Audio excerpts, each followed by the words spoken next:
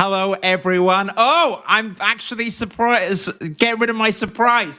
Hello, everyone. I'll put that away till later. My name is Stephen Drew. This is the Architecture Social. We are live Wednesday at 1 p.m. in the UK, but we've got an international guest today. I know it's boiling, but thank you all for being here. Grab your Pret sandwich, but we're going to talk about something which I'm sure a few people have heard in the news. It's going to be no surprise to some people what we're talking about.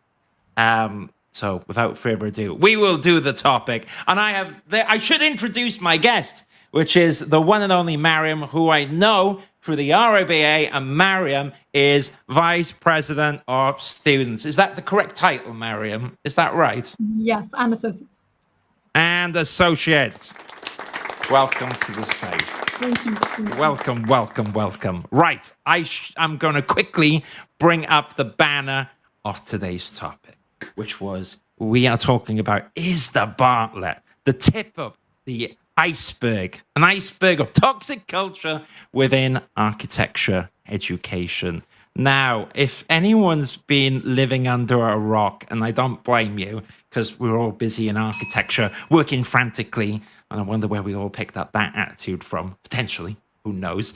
There was a report that came out from the Bartlett, which was an independent investigation for the Bartlett, which uncovered in many people's word, basically a lot of things that have gone on that I'm sure some of us do not feel comfortable about that it existing. You know, this kind of toxic culture of students working long hours, engaging in abusive behavior, and experiencing it from their tutors, allegedly. So we have this report that's come out. You've probably seen it all in the news, and you've read a lot of stuff online. And one of the awesome articles that I read was actually from Mariam here.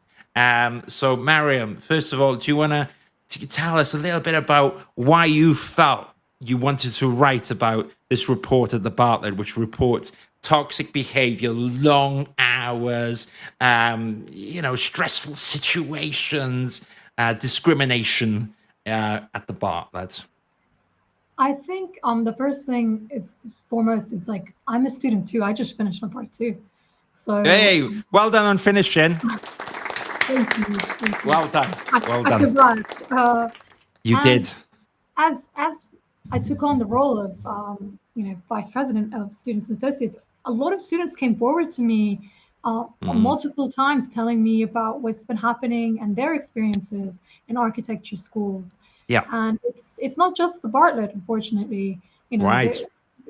This is widespread. And some of the examples or stories that I heard, go all the way from, unfortunately, mental health issues and, alleged suicide, or even some classmates going to that extent, to just kind of some dark places, to just in terms of just having really bad crits where some students end up with tears.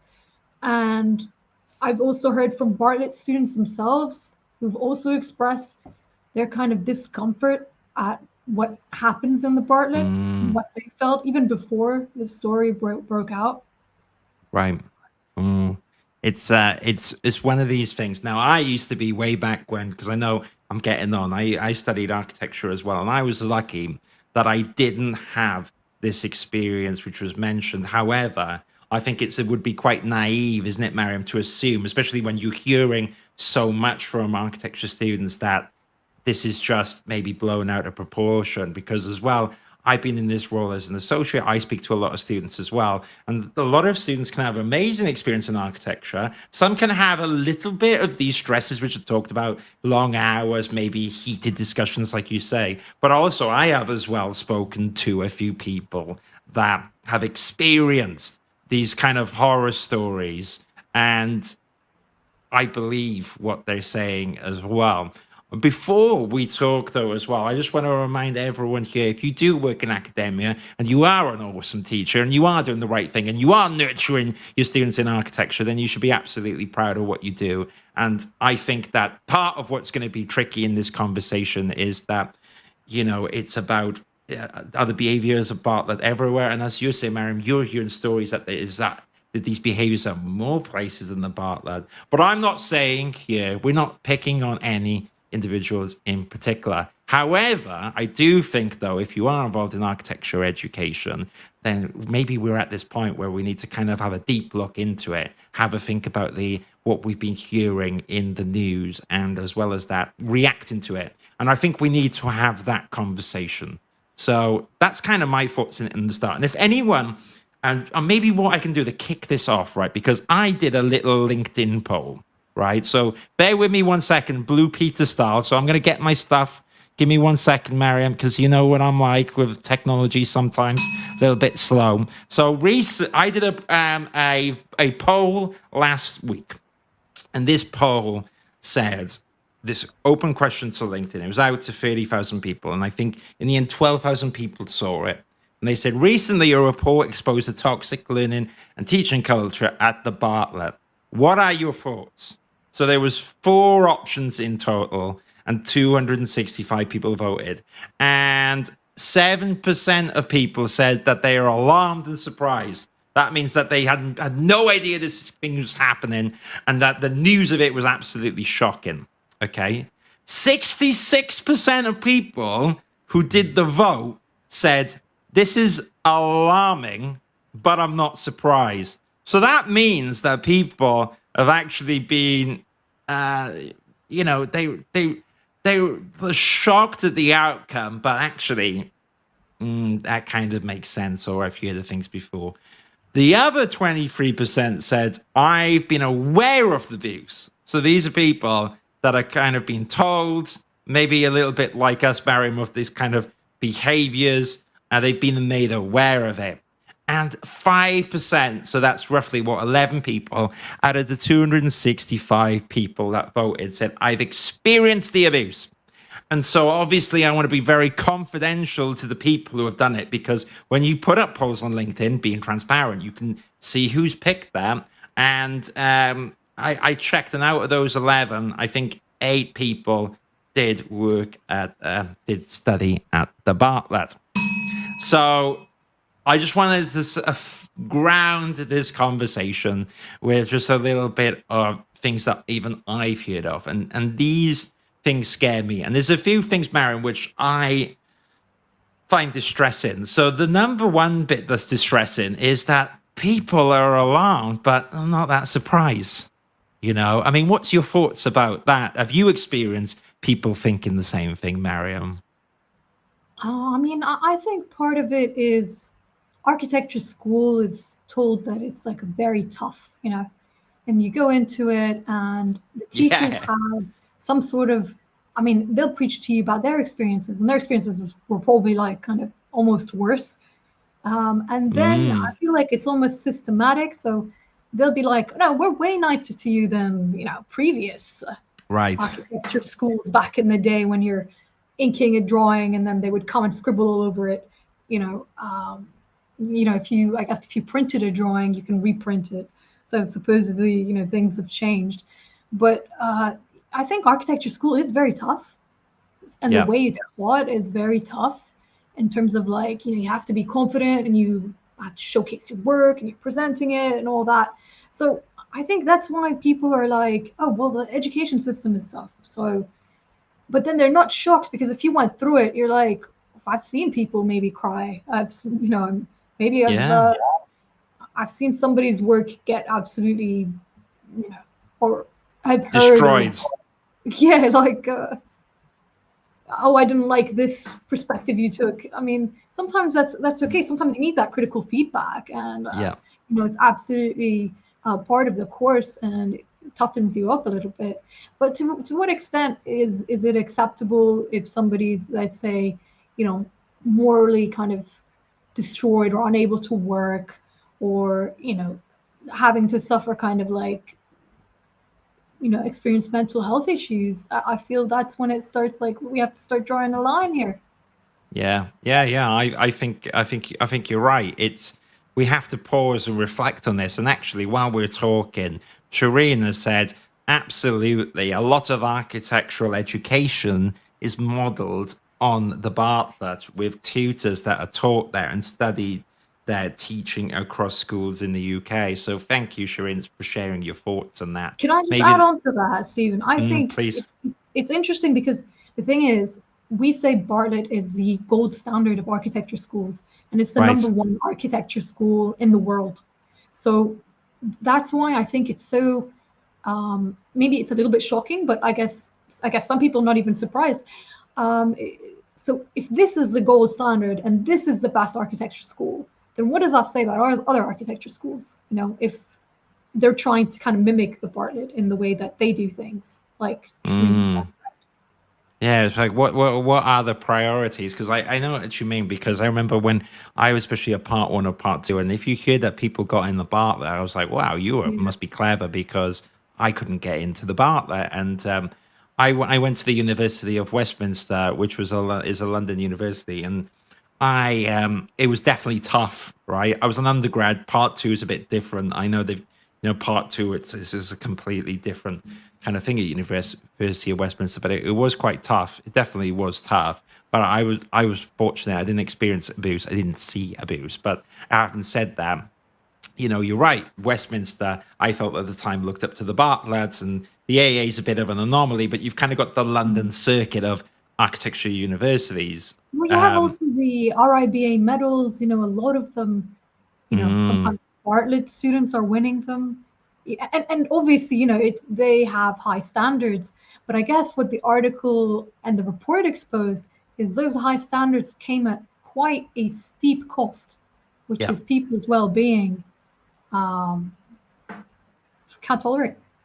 Yeah, well, you carry these things through, and I mean, I'll be honest. There was one or two all-nighters that I did in architecture education. That's probably my fault, because ironically, in the end of the year when I did my final, the way like you've done your part two, and now the final year, I basically started organizing my time They better. So we ironically, learn.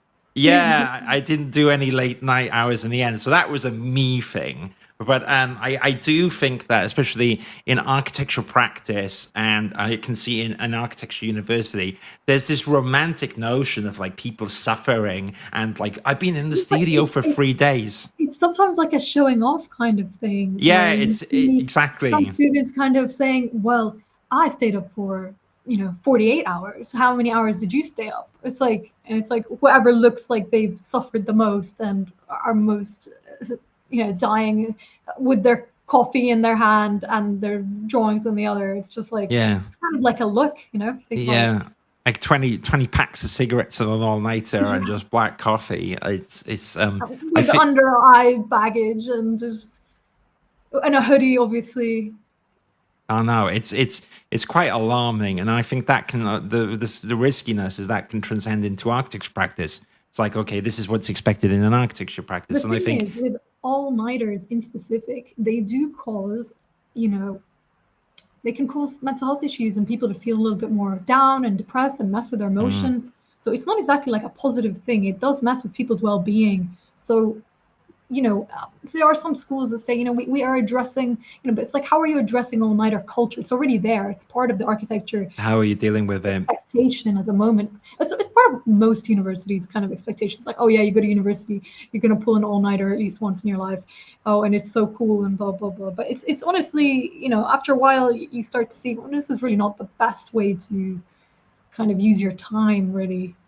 Yeah, Especially at 3 yeah. a.m. I don't think anyone ever has a great idea at 3 a.m. It's just No, I remember that, and it was like a silly thing to do. Like basically, when it got to 1 o'clock, I was still working, but it wasn't really productive, Mariam. yeah, And exactly. it's completely crazy. And I think the other thing, I think, just on that topic now, I'm going to get rid of this for a second, then we can bring it up a bit later.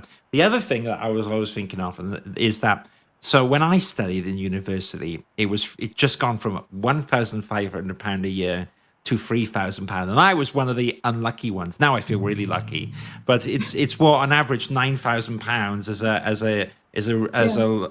I forget the word, like a national student. Then if you're international student, it's like something crazy like £20,000 to study architecture, and I think that we have to be aware as well. I mean, if you're spending like £9,000 a year on architecture education, the goalpost has shifted, right? You know what I mean? It's like we as because, and especially when right now in 2022, when there's the cost of living so high and all this stuff. I mean, printing work is really expensive. Architecture education going into it is extraordinarily expensive. It's a 5-year course to do part 1 and part 2. And I think that as well, the goalposts have shifted. And I think as a culture, as a UK, and then where things were going in 2022, and maybe as well, we're just starting to catch up on this stuff because we're like, is this okay anymore? And I have to wonder as well, if I was an architecture student right now, if I paid the current rates and the current cost of living, and I was getting tortured by a teacher, being screamed at, I don't think I would enjoy it, Mariam. I mean, what is it like at the moment with, you just finished now, like university costs and printing is probably really high. I mean, do you find that as well? It's very accessible to study architecture. I know you talked about digital poverty, but I'd love to know your thoughts on the current state of affairs as well. I think what happened is, with the pandemic, we just saw like existing problems just come to the surface, Right. that already exist. They're just exasperated. So I've done the RIBA hardship fund multiple Right. times. So this is just a scheme that the RIBA does, and you can apply and you can get some extra funding if you have some kind of financial strain on your course. There's also the RIBA bursary. I mean, these are great ways to kind of support students during their studies. Yeah. But during the pandemic, we saw an increase in these in the hardship fund, people applying even more. Right. And you can't help everyone, which is a little bit sad. But some of the stories that you're getting, it's kind of repetitive, like things about digital poverty being like, or model making equipment being so costly that you have to choose between, buying model making equipment or food, which I find absolutely shocking and absolutely unacceptable. It shouldn't. And when you think about it, if you're doing another course, let's say like mathematics, you're not going to be buying model making equipment, are you? No, you can't. you're not. You can't. You're never going to need to spend that money on that. And it's not like the government gives extra financial support to architecture students. Actually, you're taking on more debt because you're doing a 5-year course, really. I know it's 3 years and gap year and then you do your year out, but technically you're taking on more debt than other students. Yeah. Just by undertaking your course, you have more kind of financial strain on yourself in terms of there's the living cost and your caffeine addiction, just to do the course. And then there's like the aspect of, you have to buy model making equipment. You have to have a really high spec laptop just to render. It's no longer hand drawings anymore. That's just like first year. Most universities and students that I've talked to, by second year, they're on the computer already. And sometimes some universities offer computers, but it really depends on the university. So there's different experiences around. Or during deadlines, you see the computers get kind of more strain on them. So maybe I'll give you an example of one of the students told me, well, we have to share our workspace with the fashion students. So then whenever it becomes close to deadlines, we're trying to print, they're trying to print, we want to use the computers, they're using the computers, maybe some other course. So it really depends how the university is managing the course. And obviously in certain times of the year, it will be more stressful or more demanding. So it becomes more strain on architecture students in terms of like complete the work. And that's not even including, having to deal with group projects and trying to manage that.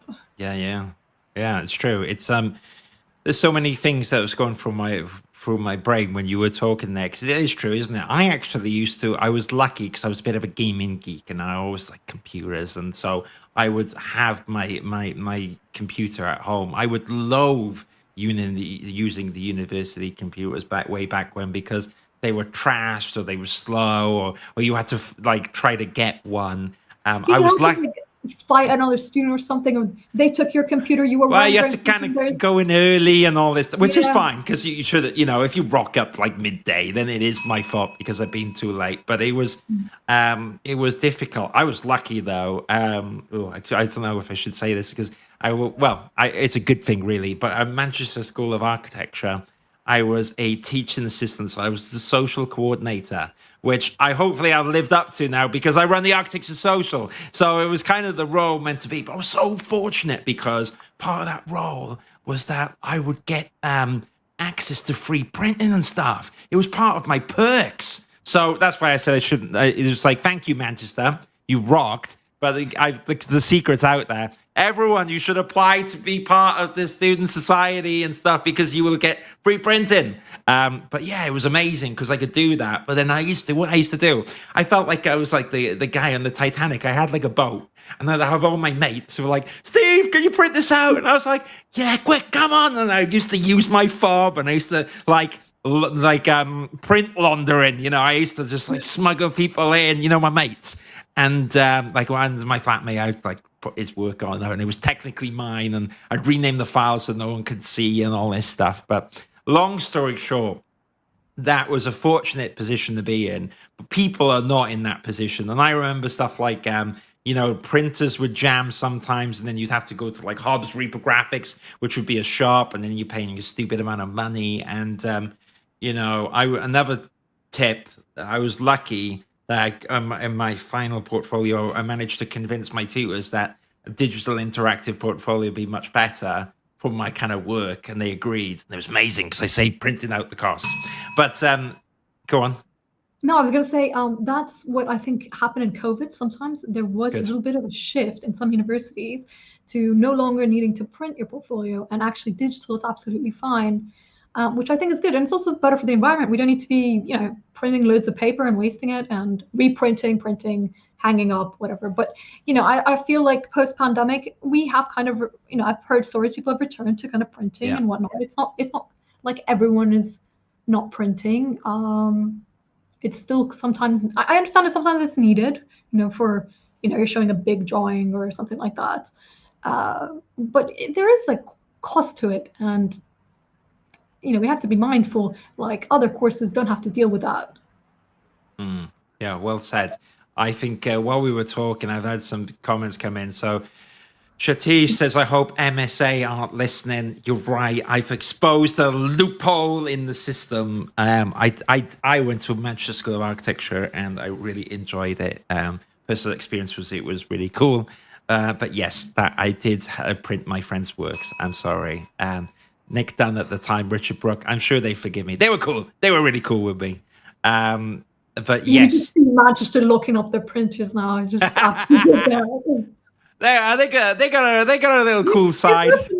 They moved to more digital, to be honest. Because like I'm at Manchester. And yeah, good. Well, I'm pleased that we got to. I think what would be awesome that I'd like to see, because there's a lot of universities which are doing it the right way. There's a lot of universities, as we were talking about, which could improve things. But I think more than anything now, I can talk about architectural employment because I work in a lot of architectural recruitment. I've worked in architecture practices, and we have to start waking up to the current realities of the constraints that we're marrying. Cost of living's high. Architecture education, it's, as you said, is 5 years, and you just £9,000 a year, excluding living costs and stuff. And I think more than anything, with this report coming out, it's a really chance to think about how we're talking in the courses, how we're engaging the students, trying to calm down these like all-nighters. It's not an amazing thing. No one wants to be that, you know, the architecture's the hero. It's like that's like a really bad approach. Like long hours in the night doesn't mean you save the day and you're a hero. It means that this is not sustainable. And while you're young, you can do it. When you're older, you can't so much. But what I would like to see, to the point, is that we need to, universities need to take into account the financial constraints that are going on. It's not a critique. University, if there's anyone in academia, it's more of a suggestion of going forwards. I think the more we can embrace, as you said, Mariam, costs of printing, costs of stuff like that, digital poverty, more access to printers, sharing the stuff, then surely that would be really, really helpful. I mean, what's your thoughts, Mariam? I think it starts with course costs. So I'm going to run you down what I've heard from students about their experiences. So it's quite a multitude. Let's say we start off in the beginning of your course, first year. Some students will be, you know, some universities are amazing. They give their students, you know, rotring pens and, the ruler and the Oh, cool. T-square and all that kind of jazz. And the drawing board is available in studio. So they're like, they don't have to spend extra money on those kind of things. Yeah. Because usually first year, predominantly from what I've heard, is generally hand drawing. So, but some universities might not do that. They might say, give you a list and they say, buy these equipment and get them sorted for yourself. So, and it depends where you're going, but it's just not that clear. Like when you're applying, are students even aware that they have to buy these fancy equipment? Yeah, Are students good point. aware they need to buy an expensive laptop at least by like second or third year, that they need one for the course? And it's just like, if you don't have one, you're kind of at a disadvantage. So let's say 100%. your university closes. Some universities 24 hours. So I mean, but let's say if your university closes, you can't do any work in the evening.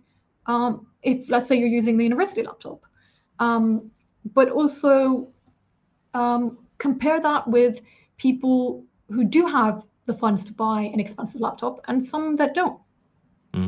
Yeah, I agree with you. Shatish as well, I'm enjoying you in the audience who's saying, agree that students should now get printing included in the fees. The tutors are not always visible. And that he also, we're all alumni here, Mariam. We all went to the MSA. And at the time, the fees were paid by the local authority. Can you imagine that? That would be lovely. I paid off my student debt, but I begrudgingly paid every penny. And yeah, it's even more for people now. But it remembers the all-nighters quite well. There you go. It's like, I think a lot of people, we can't deny these all-nighters. I think it's very interesting what you're suggesting. Another thing that popped up in my mind, because this is a really good time to openly talk about it. And I'm just going to go back to my points here, Mariam, is that so 23% it says they've been made aware of the abuse. Just to remind everyone, from the survey that I did, so for our audio listeners, I'll repeat again, I did a survey asking about the Bartlett report. Are you surprised? Are you not? And 265 votes came in, and 66% of people said they're alarmed but not surprised. 23% said that they're aware of the abuse, and 5% said they experienced abuse. 5% of like 265 is what, like, my maths, like 11 to 12 people. And as I said, I checked, and 8 people were at the Bartlett. Pretty shocking. So we're actually at a good time, though, right now, Mary. We're starting to talk about these things. And I think now that, as some people refer to it, it's been an open secret, right? We've all been kind of aware that this has been going on. But as you said, there's a lot of ifs and buts, and there's a lot of, is it the way it's always been? There's a way of, oh, well, my university's good. And actually, we've got to hit this issue head on.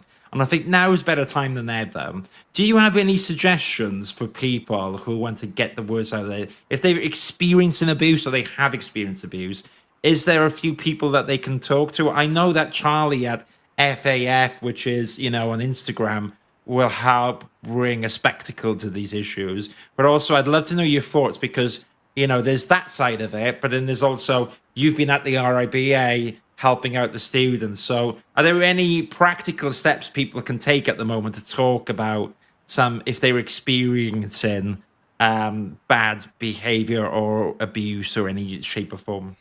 Most universities should have a process internally to deal with these things. Yeah. It's not really the RIBA's role to kind of be managing this. This is kind of an internal university aspect. So how the staff conduct themselves. And if there's an issue, there should be a complaints procedure in which you can file a complaint and whatnot. However, my question is, are people actually able to complain? Because it's not that easy to just assume, oh, whistleblowing is just you can't just, some people are afraid their teacher might look down on them, not give them a good grade. They find out, there's some real world issues happening in terms of, like, if somebody wants to complain, and what could they do? Are they in a position where they feel that they are safe if they complain? Or is it, or usually, you take the complaint is taken, but it's not like taken as, yes, that's for sure, there's going to be an investigation or something that occurs. So there is a chance to say, oh, maybe that didn't happen, or we're not sure about this. Or then the teacher finds out, and then you're like, I don't want my experience at the architecture university to be more horrible. So you have Yeah. to put yourself in the minds of these students, which is, you know, is it easy to make a complaint at university? Maybe this is like a university question, how many complaints does a university get? If universities get no complaints, is that a good thing or a bad thing? Because I would say that's kind of a bad thing. That means people don't feel comfortable enough to complain. Right. Maybe we have to start asking different questions. But in general, there's also student to student abuse, which is interesting, that I've heard of, which is just, let's say there are many group projects in some universities that require it. And I've heard everything from physical to emotional abuse, Right. or even romantic abuse, just stories of people, dating a colleague, and then they're in a group project and it goes sour, and then it just gets a little bit out of control. And these kind of stories really showcase the lack of help you can get at university. It's like, do you talk to your tutor? Does your tutor acknowledge that you're having issues? Is it the tutor's responsibility? At least in the workplace, you'll go to your HR and you'll tell them, I've had this issue, and they're kind of the mediator in between. And if somebody's annoying you, you can tell that person. But in architecture schools, it's like, do you go to your architectural tutor? Will they acknowledge what you say, or will they tell you to be professional or dismiss what you say? I've heard students say, well, I've told my teacher, but it was like tough. That's how you learn. You're working a group, you're an adult, it's like, okay, what now? Yeah. Yeah. It reminds me of like in my head, like chefs when they're training, they get Gordon Ramsay. I Yeah. mean, I admire what Gordon Ramsay's done, but make no illusions, he's definitely throwing two saucepans at like people who are learning. And then in cooking, there's always this romantic notion of, this whole you should. And is that okay? It makes entertaining when you're watching him, Gordon Ramsay, on Kitchen Nightmares in this surreal world. But I assure you, it's not the same entertainment when you're in the middle of it and you're in this fragile situation. And I remember the stress of architecture is hard enough course anyways. And you're right, if you're halfway through, you don't want to kind of rock the boat because you kind of want to finish, right? So it's not as simple as you say of just like whistleblowing or reporting something because you're in this fragile thing. You know what it is as well? Most of the people who have kind of seen who struggle with more of these issues are people who have existing conditions, like either learning difficulties or some sort of mental health issues. And then they just end up experiencing it in, like worse, or can be, or, even like some people have told me I've experienced racism, but it's just like, how do you prove it? It's like they've asked me, like, I don't know how to prove it. And I'm just like, wow, like you have to acknowledge some people's experience of architecture schools, they may look different to you, and they may have come from another country.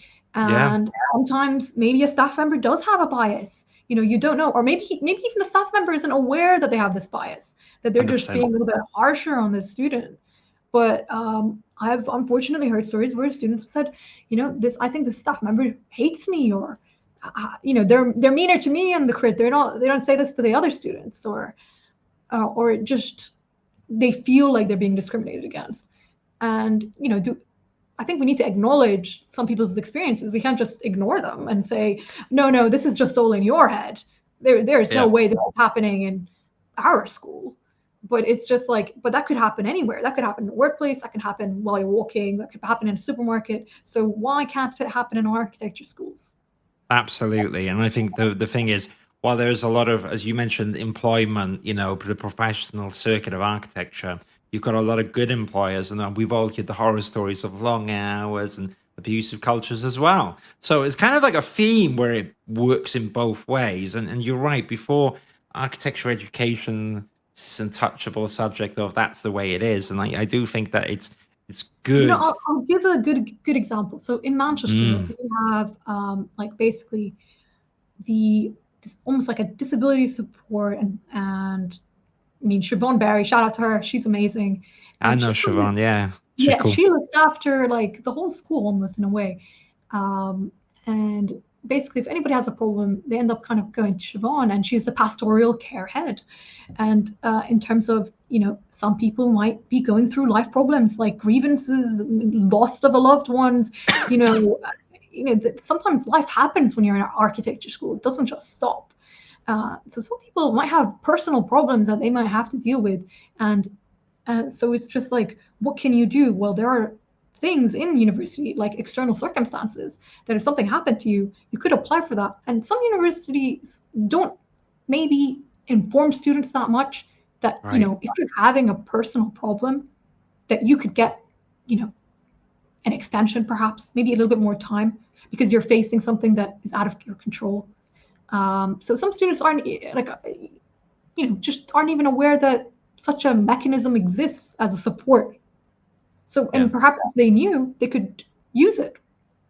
Yeah, I think well said, and I think that's a good bit there. So shout out to Siobhan, do a clap to you, because we need stuff like that, and I think as well, it's more important than anything, not just to talk about the kind of the bad behaviors and that toxic culture, but we also need to talk about examples of teachers who have gone above and beyond to kind of pull into that direction of being awesome on making architecture education as least difficult as possible. I think, and if anyone listened to our conversation in academia, that's what I'd like them to take away, is that there's a massive opportunity here. Yeah, definitely. I mean, even I've had some amazing teachers where they've kind of come up, you have personal experiences, or sometimes some teachers, they just kind of, they understand what it was like to be a student. Yeah. So they very much encourage you and support you and give you that confidence that you need to kind of finish your course. And I think, just because we're talking about the negatives doesn't mean that we are not acknowledging all the positive and Correct. all the good and great teachers out there. And definitely they should be a prime example of, this is the kind of architecture school we want to see. But also, acknowledging the elephant in the room. Not everyone is perhaps a great teacher. Yeah, correct. I agree with that. And there's one or two teachers that I key remember. I remember one tutor in the University of Westminster who no longer works there. And I was just working in the studio one day on a computer. Now at the blue, he came up to me in the back and he went, "Oh, what are you doing this and that?" And he went, "I think you're going to be something someday. You've just got it." And I was like, I remember. And then he just walked on. And I remember, well, it wasn't architecture, but I'll try and do something with the architecture social. But I remember that little comment where I was stressed out to hell with all the stuff going on. It really made my day, and that little nugget, whether it's sometimes you share a beer with the tutors. And at University of Westminster, you had one or two, you had what's called like a tech night, where Pete Silver would do, who's a good tutor there, would, you do a talk and then people go to the pub after. And it was really fun, really inclusive. Anyone would come along and it was absolutely amazing. So there's little moments like that I remember through the hard work. And I think we all have those, and we should all recognize the awesome bits. And that should be something that we push forward on. I think you're right also, we have to acknowledge that teachers are also people. They have their own lives, their own families, their own problems as well. So, definitely, props to teachers there. Yeah. They're doing a very difficult job. I mean, having to deal with me, for example, in class. I mean, Yeah. I think, And me. props to them. But it definitely, we have to be mindful that they have also internal academic pressures, I don't know, submit this research, get this done, moderate like this, mark this. So definitely we have to be a little bit sympathetic that, teachers also go through a lot of stress too. And are trying their best. Sometimes they are really trying and going out of their way also to support students. Yeah, exactly. And so we got Michael's left a comment here. I actually had Michael on one of my podcasts before. Michael is a tutor at a new college of Lanarkshire, and I made the famous faux pas in the first 10 seconds of our interview of calling it Lancashire, which is not. It's Lanarkshire. I really like what Michael's does, which is, in my opinion, really awesome stuff. A little bit unconventional, but I like unconventional. such as World Skills UK. So they enter Mariam into like, gladiators of BIM and all this cool stuff. I'm like, when I was studying, there was no gladiators of BIM. So you should check out. Cool. Yeah, shout out to Michael here. I've got to quickly as well do my hosting duties because Vibe posted some awesome points. Well, let me read them all now. If I look like I'm ducking, it's just because in my current system I can't read it out. So for our audio listeners after, Vibe kindly left a comment saying, complaining in my undergraduate didn't work at all. There is a dismissive nature to it where you can get all the way to the top, head of school, and be given empty promises. It's somewhat demeaning to even face the consequences of speaking up if the complaints go nowhere. That's what you were saying before, Mariam, isn't it? About this feeling about, like, I write a complaint and where does it go? He then followed up with, and I'll read this out and then feel free to jump in. In my undergraduate, one tutor gave 4 Indian guys lowest marks regardless of the work. I found that quite saddening, especially when these people outperformed me in that project, yet were given lower marks. Even worse, when these are international coming abroad and have to deal with that. Yeah, which is very true. It's very sad if that did happen, isn't it? And I guess that's the point about what we're talking about. Yeah, we could talk about awesome examples and gladiators and BIM, but then it's also really, it kind of sucks when I hear that story about a prejudice, as you said. And I think Vi was talking about that when you were talking about unconscious biases as well as conscious biases. And, I agree with you. You can have an unconscious bias. You don't even know you're doing it. And but if you just have the right kind of support, maybe from the university or your employer in this case, then you can kind of work through those. We all have unconscious biases. I know I've had unconscious biases. We all do. I mean, think about it. If you ever get a cold call from somewhere and it sounds like an international voice, what's the first reaction people normally say? Where is this call coming from? What are you trying to tell me? And that's an unconscious bias. And I've seen that in recruitment where who Welsh, and that could be a little bit of a different unconscious bias because people go, hey, we're Welsh. And so I get my own kind of form of prejudice, which is somewhat supportive, yet a bit slightly racist sometimes. It's like everyone knows with the Welsh joke. I don't mind it, but what I mean is in recruitment, if someone came from a call center and English was their second language, oh my goodness, they've got to have an uphill battle and everything. You know what it is also, Stephen? It's the presenting.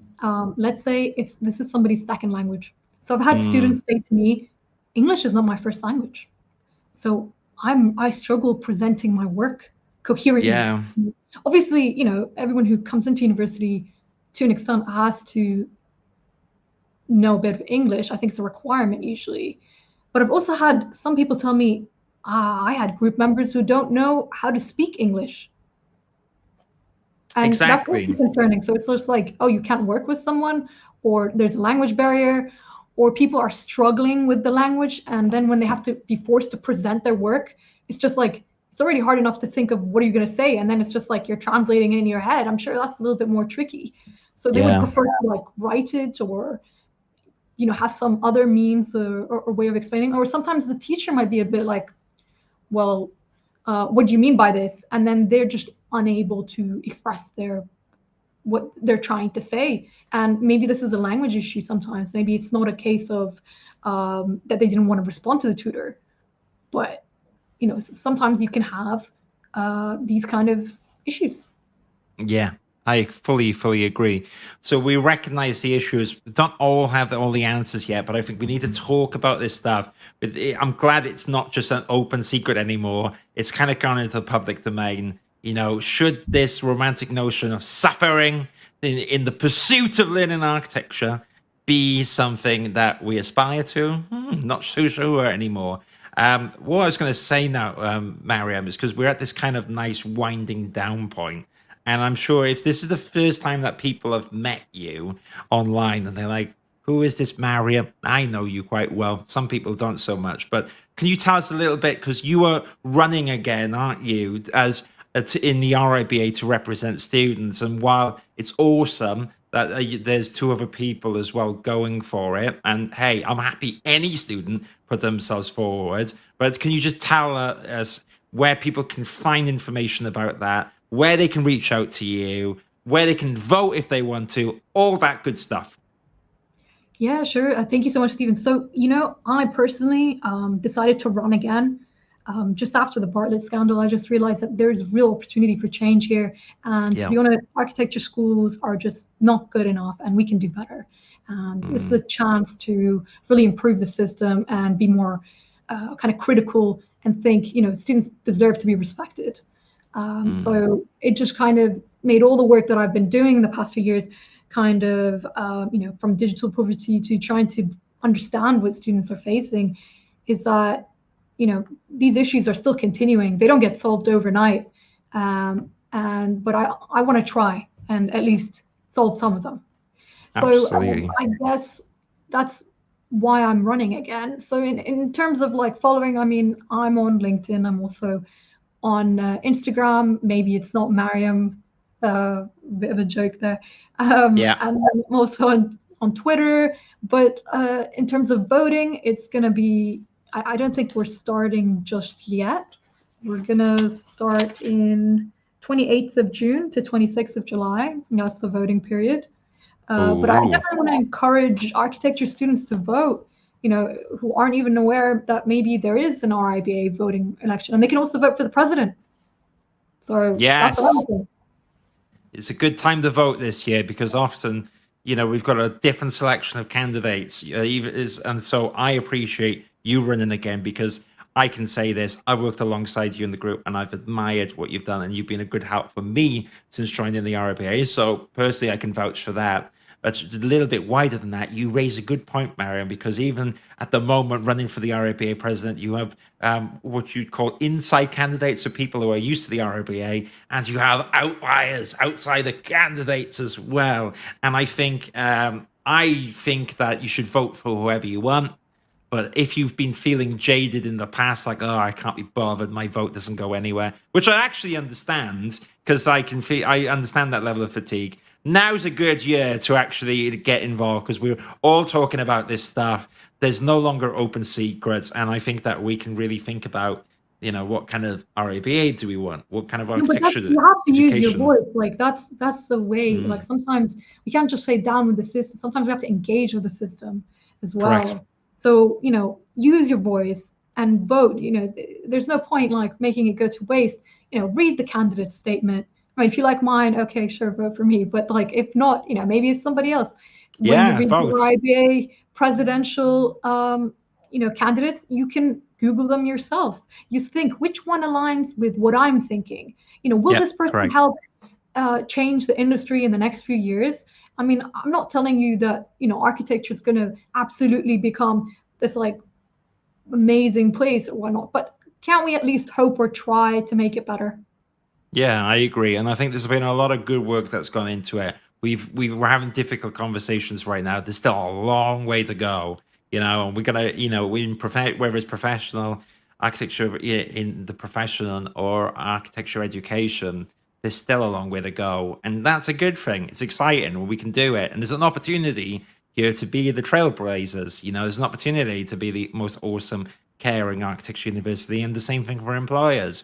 And the reality is, I'm sure it would work this way in architecture education as well. But if you're recognized as the best, then you're going to get more applicants from super talented people who want to be there. Much like it is in architectural practice, if you're a good employer, you look after people, you don't really need architectural recruiters like me much because people come there all the time. So for me, I feel like we've had an amazing, unscripted, open conversation. I really appreciate your time, Mariam. Unless you have a burning question for me, we can end the podcast.